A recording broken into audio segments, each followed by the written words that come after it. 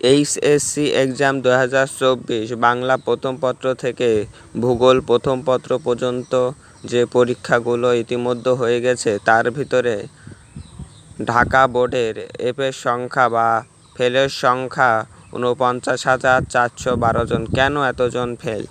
তো এই বিষয়ে বিস্তারিত এখন বলবো। আউযুবিল্লাহি মিনাশ শাইতানির রাজিম, বিসমিল্লাহির রহমানির রহিম। আল্লাহ তাআলার নামে শুরু করছিলাম 5 মিনিট ক্লাসের পক্ষ থেকে সবাইকে আন্তরিক শুভেচ্ছা এবং অভিনন্দন। তো এই ফেলের সংখ্যা এত হওয়ার কারণ, তো আমি প্রথমত বলছি বিগত বছরের থেকে এই বছরের ফেলের সংখ্যা খুবই কম ঢাকা বোর্ডের। বিগত বছরে আরও সংখ্যা ছিল, এর থেকে আরও বেশি ফেলের সংখ্যা ছিল, কিন্তু এই 2024 সালে এটা খুবই কম হয়েছে। তো কেন বিস্তারিত আমি এখন বলবো। ঢাকা বোর্ডের বিভিন্ন ধরনের যে আপনাদের রোল নাম্বার, রেজিস্ট্রেশন নাম্বার, বৃত্ত ভাড়ার যেগুলো করা লাগে, এটা ভুল ত্রুটির কারণে বৃত্ত ভাড়ার যারা সঠিকভাবে করেননি বা এমসিকিউতে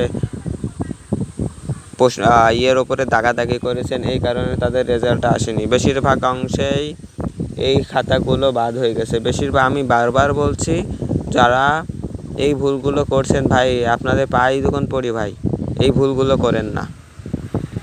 তো এই কারণে বেশিরভাগ অংশে ফেল গেছে এবং আর দু একটা ধরেন 1000 থেকে 1000 কি 1200 এরামজন, এই কয়জন লেখার কারণে বা লিখতে পারেনি, ওখানে নাম্বার কম পাওয়ার জন্য ফেল হয়ে গেছে। ঠিক আছে, তো এই বিষয়ে দুশ্চিন্তা করার কোনো কারণ নেই। আপনারা যারা ভালোভাবে বৃত্ত ভরাট করেছেন তারা পাস হয়ে যাবে।